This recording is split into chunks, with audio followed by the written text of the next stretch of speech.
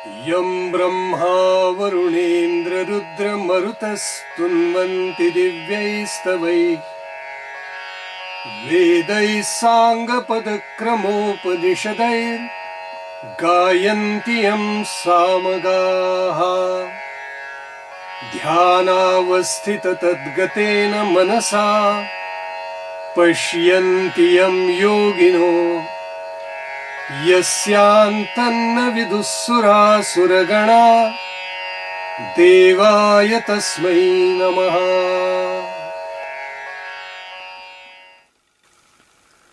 नमस्कार तरुण मित्रांनो, आदित्य प्रतिष्ठानच्या आदित्य मंडल या उपक्रमामध्ये आपल्या सर्वांचं सहर्ष स्वागत। आदित्य प्रतिष्ठान ही पुण्यातली नवे महाराष्ट्रातली, नवे भारतातली, नवे खरं तर आता सगळ्या जगातली एक प्रख्यात संस्था आहे। या सार्वजनिक न्यासानी म्हणजे चॅरिटेबल ट्रस्टनी दोन प्रधान उद्दिष्ट आपल्यापुढे ठेवली आहेत। त्यातलं पहिलं उद्दिष्ट आहे लोकशिक्षण। या लोकशिक्षणासाठी सगळी माध्यमं वापरावीत।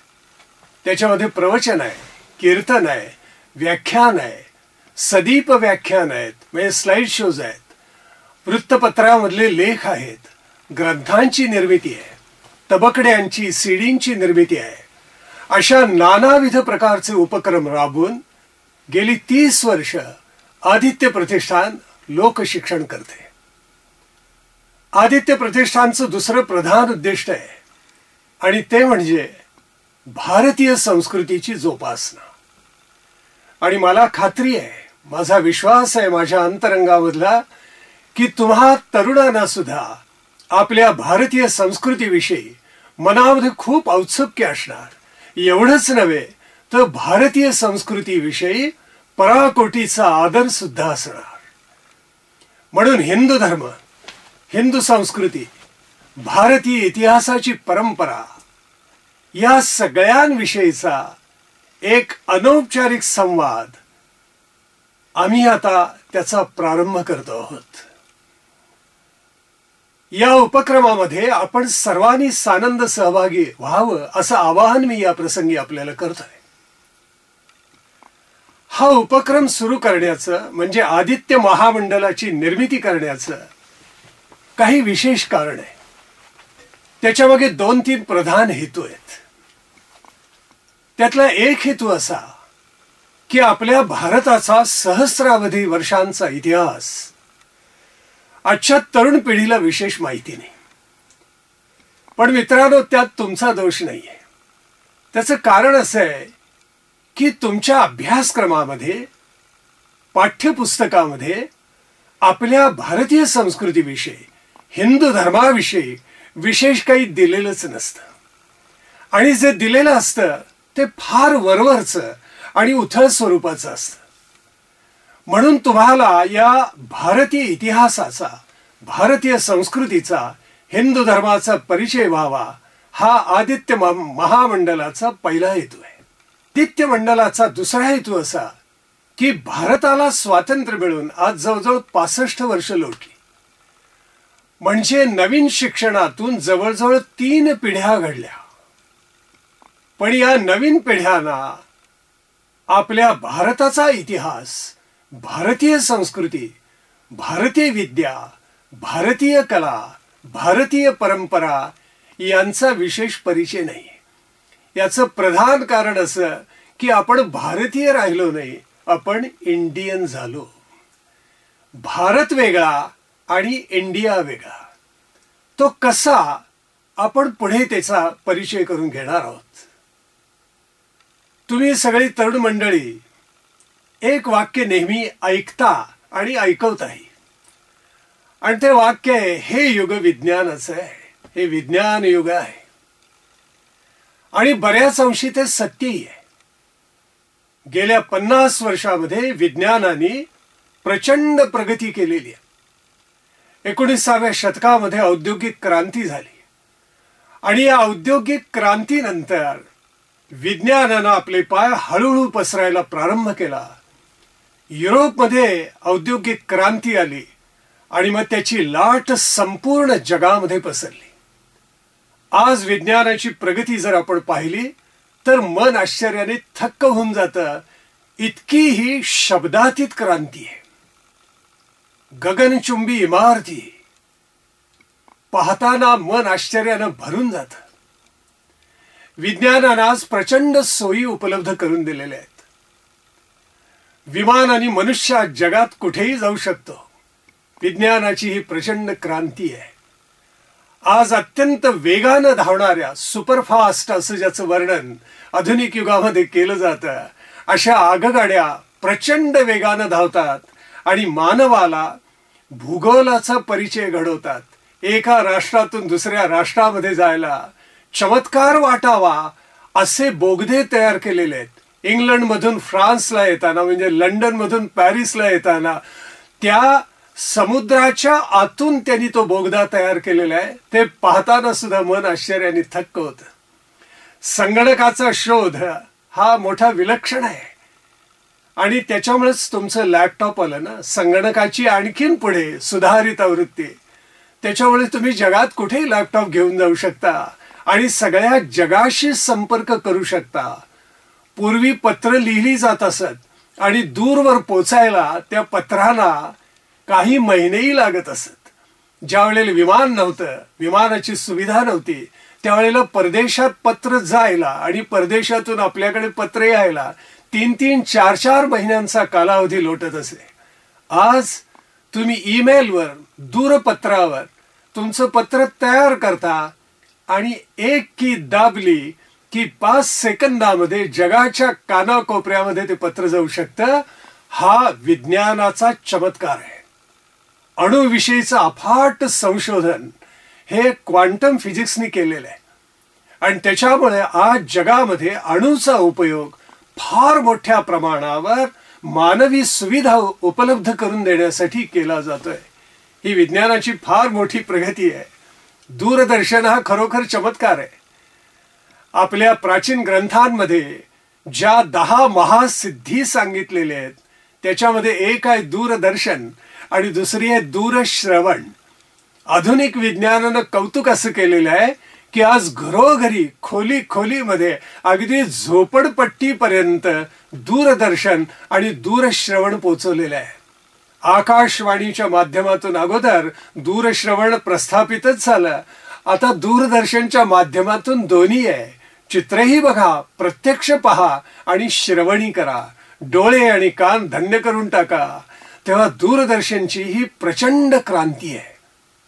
याही पुढे जाऊन विज्ञानाने एक जो नवीन शोध लावला तो सगळ्या जगाला गवसणी घालणार आहे आणि तो म्हणजे मी ज्याला कर्णपिशाच म्हणतो तो. कर्णपिशाच म्हणजे जसे दूरभाष आले तसे आता भ्रमणभाष आले म्हणजेच कर्णपिशाच.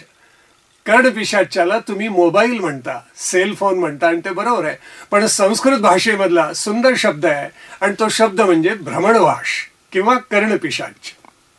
आपल्या कानाशी नित्य जे संवाद करतं असं ते अतिशय सुंदर साधन आहे. पण ते केवळ दूरभाषेसाठी, भ्रमणभाषेसाठीच उपयुक्त आहे असं नाही. त्यातून तुम्ही पत्र पाठवू शकता, त्याच्यावर तुम्ही गाणी ऐकू शकता, त्याच्यावर तुम्ही चित्रपट पाहू शकता, त्याच्यावर तुम्ही काहीही चित्रीकरण करू शकता, त्याच्यावर तुम्ही तुमच्या आवाजाचं ध्वनिमुद्रण करू शकता. म्हणजे मी याच्या अगोदर जे सगळे शोध विज्ञानाने जे प्रचंड लावले त्याच्याविषयी बोललो, ते सगळे शोध एका एवढ्या यंत्रामध्ये विज्ञानाने तुम्हाला उपलब्ध करून दिलेत. हा जगातला सगळ्यात मोठा चमत्कार आधुनिक कालखंडात मानला पाहिजे. इतकं ते विलक्षण आहे. भव्य आणि प्रचंड रस्ते, गगनचुंबी इमारती, हॉटेल्स, नानाविध प्रकारच्या सुविधा, मानवाचं जीवन आमूलाग्र पालटून गेलेलं आहे. जुन्या पिढ्यातल्या मुलांना जे माहिती नव्हतं, म्हणजे महाविद्यालयामध्ये मुलांना जे माहिती व्हायचं ते आज आधुनिक युगामध्ये शाळेतल्या विद्यार्थ्यांना माहिती होतं असतं. म्हणजे गंमत अशी झाली की विज्ञानानं त्यांना ही सगळी माहिती आपोआप देऊ केलेली आहे. जगामध्ये कुठेही चाललेला क्रिकेटचा सामना किंवा फुटबॉलचा सामना किंवा ऑलिम्पिक गेम्स तुम्ही तुमच्या खोलीमध्ये बसून पाहू शकता. जगामध्ये घडणारी स्थित्यंतर, जगामध्ये घडणारं राष्ट्रकारण, जगाच्या संस्कृती या सगळ्यांचा अद्भुत परिचय तुम्हाला या दूरदर्शनच्या किंवा तुमच्या हातामध्ये जो हँडसेट आहे ना त्याच्यावर सुद्धा सगळं घडू शकतं. हे खरोखर अद्भुत आहे. आधुनिक कालखंडामधल्या स्त्री पुरुषांचं जीवन या सगळ्या वैज्ञानिक शोधानं प्रचंड सुखावह करून टाकले. पूर्वीच्या काळी जे मानवाला कष्ट करावे लागत त्या कष्टाची आता इतकी आवश्यकता उरली नाही. एक बटन दाबलं की झगमगीत प्रकाश पडेल असं उजेड पडतो. एक कळ दाबली की जगात कुठेही तुमचं पत्र पोहोचू शकतं. एक बटन दाबलं की तुमची खोली वातानुकूलित होऊन जाते, थंड होऊन जाते. हा खरोखर चमत्कार विज्ञानानं घडवलेला आहे. अनंत सुविधा आज मानवाच्या हातामध्ये झालेल्या आहेत आणि या विज्ञानाचा प्रसार प्रतिदिनी होतोय. शिक्षणाचा प्रसार तर आता असा झालाय या विज्ञानामुळे की तळागाळापर्यंत शिक्षण जाऊन पोचलेलं आहे. माणसं सुखी झालीत असं म्हटलं जातं आणि अशी संकल्पना आली की या वैज्ञानिक शोधामुळे सगळं जग जवळ आलेलं आहे. त्याला आपण म्हणतो ग्लोबल व्हिलेज, विश्वात्मक किंवा विश्वात्मक खेड. इतकं सगळं जग जवळ आलेलं आहे. आज कोणत्याही राष्ट्राला स्वतंत्र असं राहताच येत नाही. वैज्ञानिक शोधामुळे जगात कुठेही काही खुट्ट झालं की क्षणार्धात संगणकाच्या किंवा दूरदर्शनच्या किंवा त्या भ्रमणभाषच्या माध्यमातून सगळ्या जगामध्ये ते जाऊन पोचतं. असा चमत्कार घडलाय.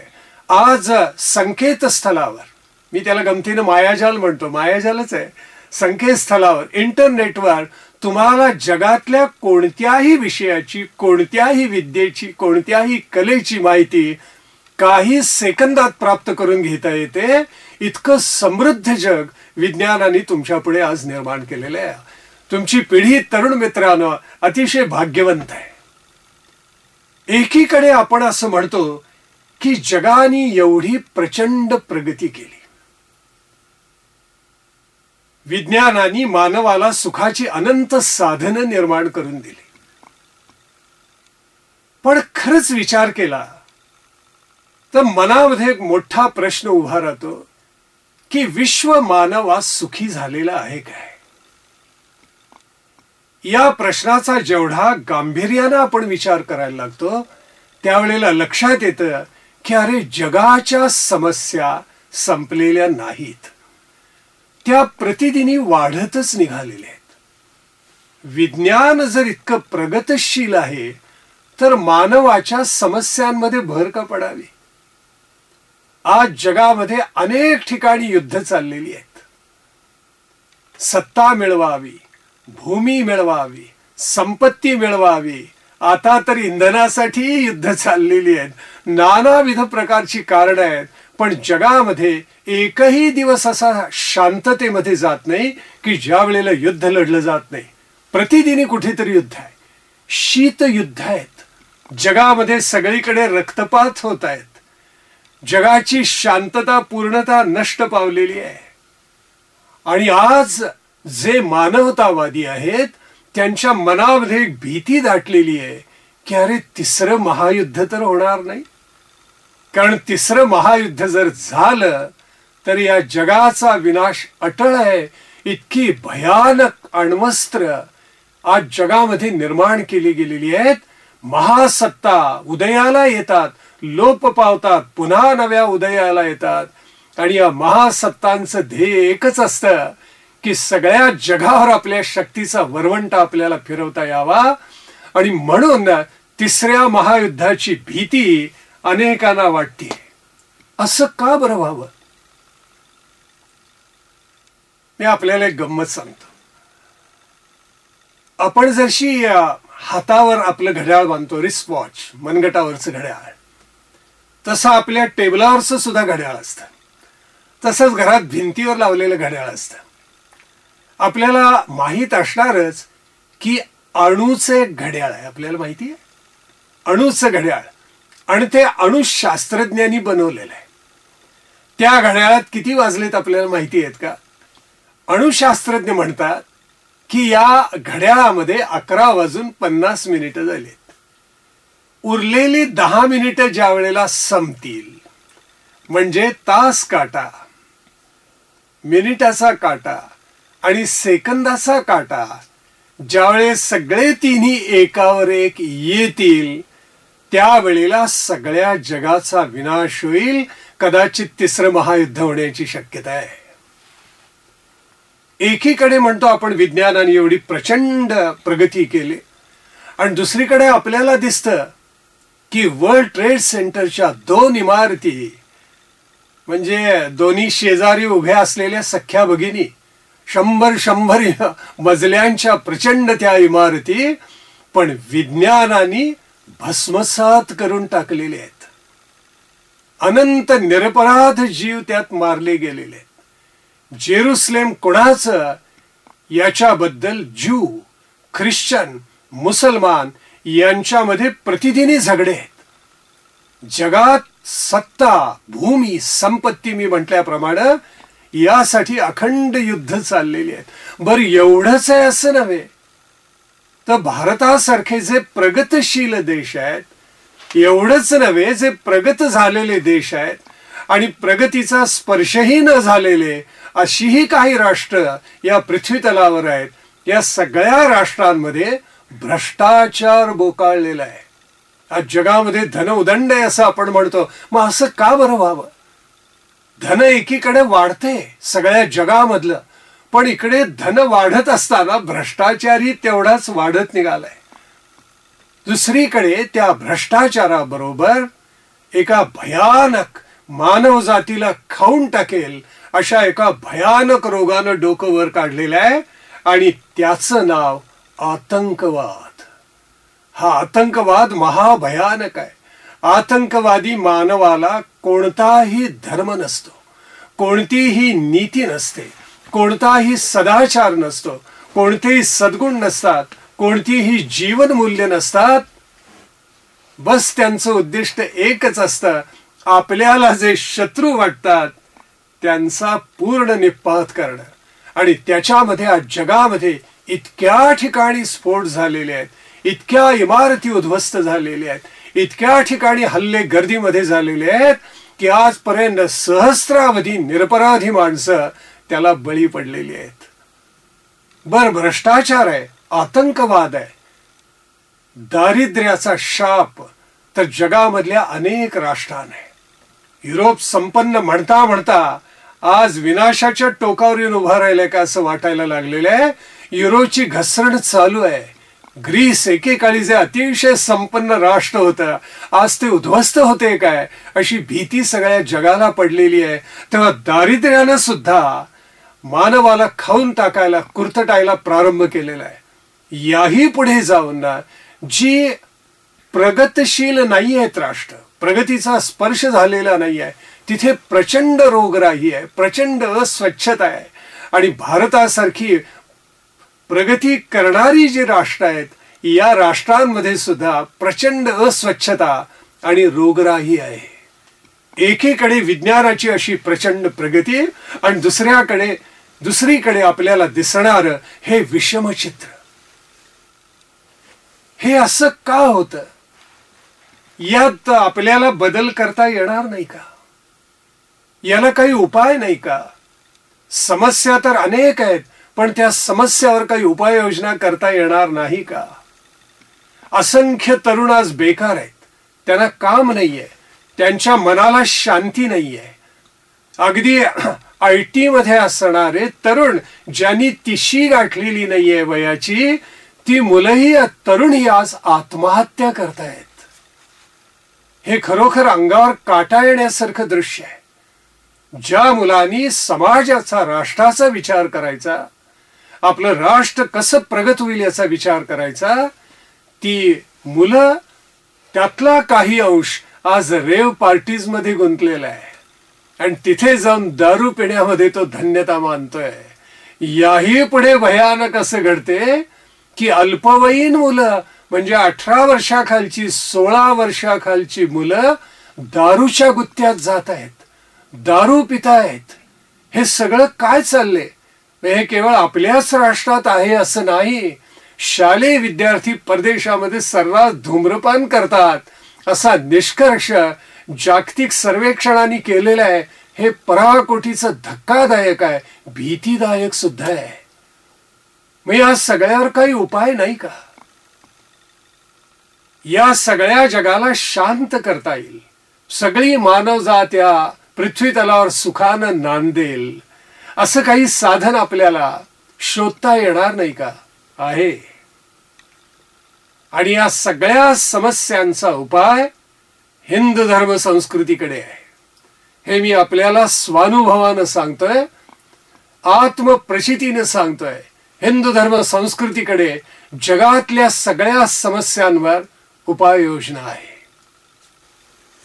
गुरुदेव, आपण आम्हाला इतकं छान समजावून सांगितलं. आपण एकीकडे आम्हाला विज्ञानाने केलेली प्रगती सुद्धा सांगितलीत आणि दुसरीकडे त्यातून निर्माण झालेल्या समस्या देखील सांगितल्यात.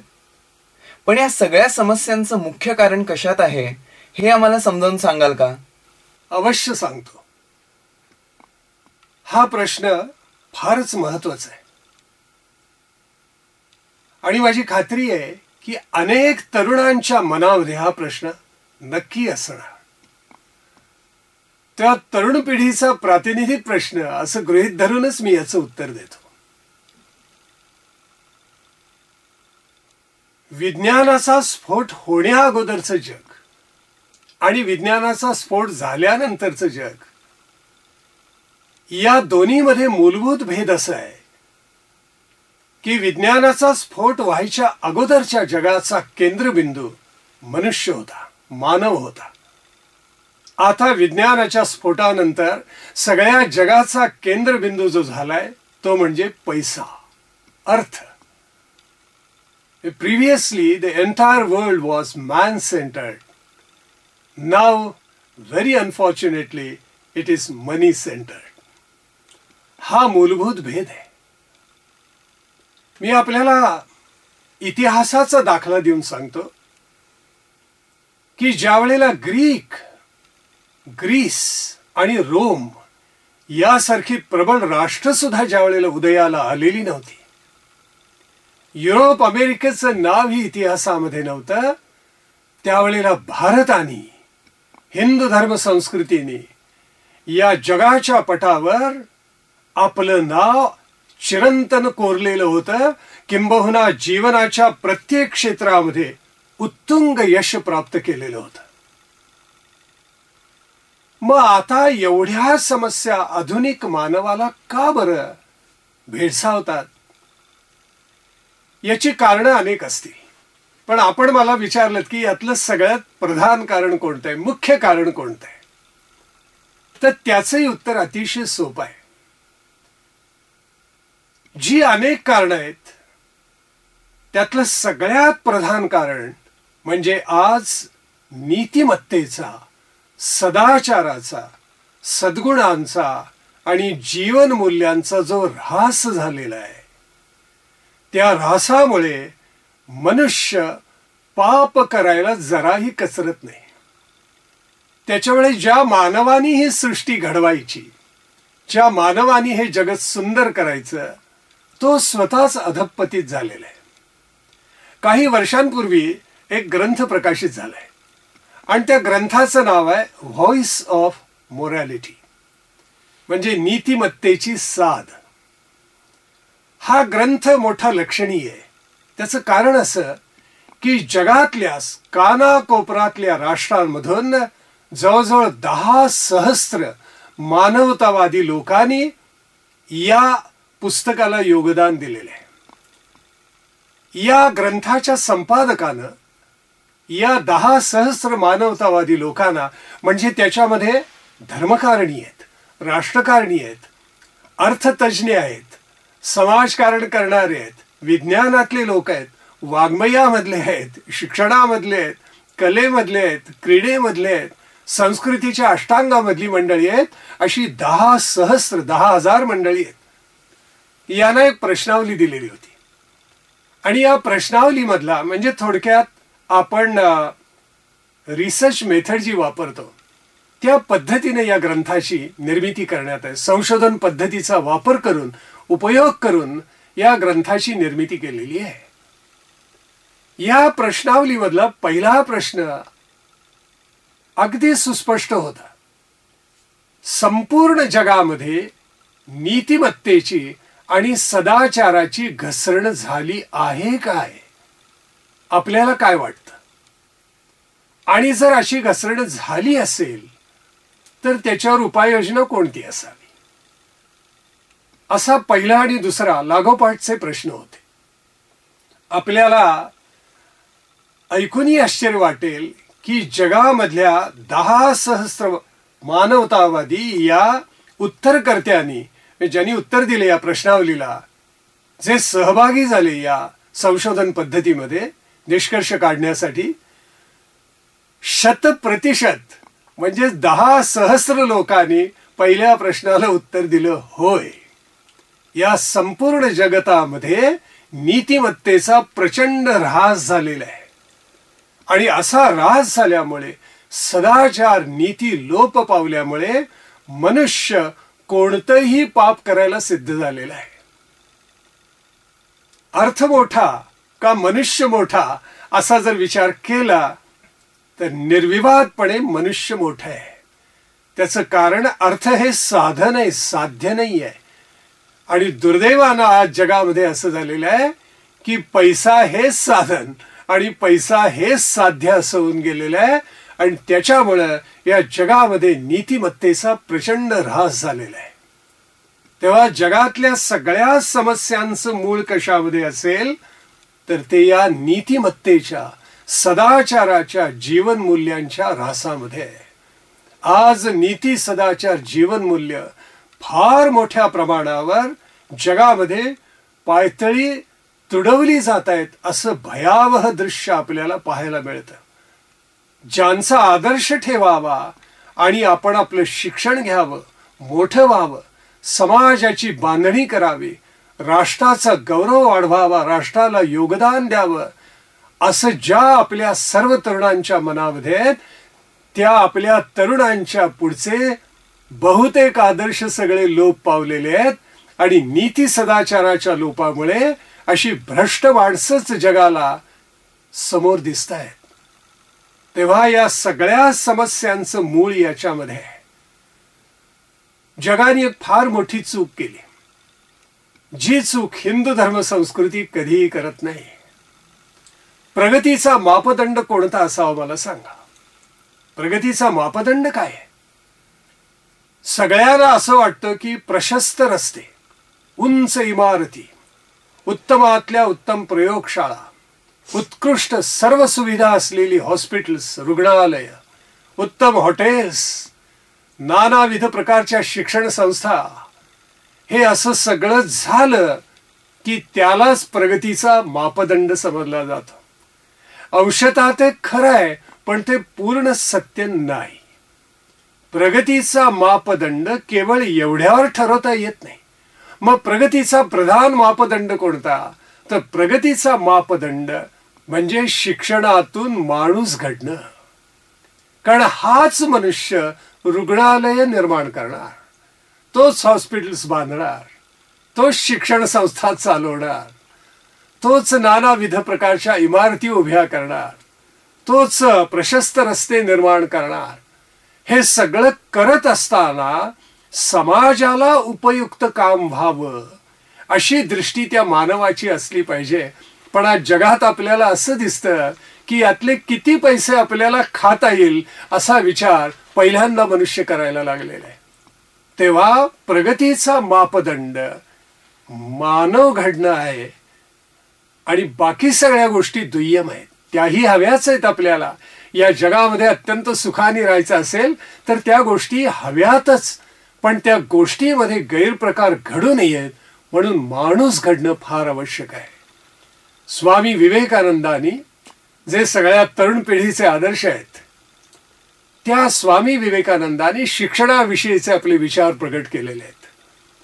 त्यांनी शिक्षण म्हणजे काय आणि शिक्षणाचं अत्युच्च ध्येय काय या दोन्हीवर प्रकाश टाकलेला आहे. स्वामी विवेकानंद म्हणतात, education is the manifestation of perfection already in a man. म्हणजे मानवाच्या ठायी अगोदरच जे पूर्णत्व विद्यमान आहे ते ज्या माध्यमातून प्रगट होतं पूर्णांशानं पूर्णत्वानं, त्याला म्हणतात शिक्षण. फार सुंदर व्याख्या केलेली आहे. स्वामीजींना विचारलेलं होतं की शिक्षणाचं अंतिम किंवा सर्वोच्च ध्येय काय असावं. क्षणार्धात स्वामीजींनी सांगितलेलं होतं, the ultimate goal of education ऑट टू बी मॅन मेकिंग. सगळ्या शिक्षणाचा अंतिम हेतू लठ्ठ पगार मिळवणं नाहीये. स्वामीजी म्हणतात, सगळ्या शिक्षणाचा अंतिम हेतू मनुष्य घडणं आहे. आज जगापुढे या सगळ्या समस्या एवढ्या का आहेत, अनंत समस्यांनी मानवाला का घेरलंय, अनंत युद्धांची भीती मानवाच्या मनामध्ये का दाटलीये. विचारवंतांना असं वाटते की सगळी संस्कृती, सगळं जग एका महाभयानक कड्यावर उभं आहे आणि केव्हा खाली पडेल आणि मानवजात नष्ट होईल सांगता येत नाही. असं का वाटावं, याचं कारण असं आहे की आपण माणूस घडवायला कमी पडलो. आणि माणूस का घडला नाही तर त्याचं सर्वाधिक प्रधान कारण म्हणजे त्याला नीती सदाचाराचं अधिष्ठान उरलं नाही, त्याला सद्गुणांचं जीवन मूल्यांचं अधिष्ठान उरलं नाही. आणि भारतामध्ये असं घडलं की भारत म्हणजे धर्मप्राण देश आहे.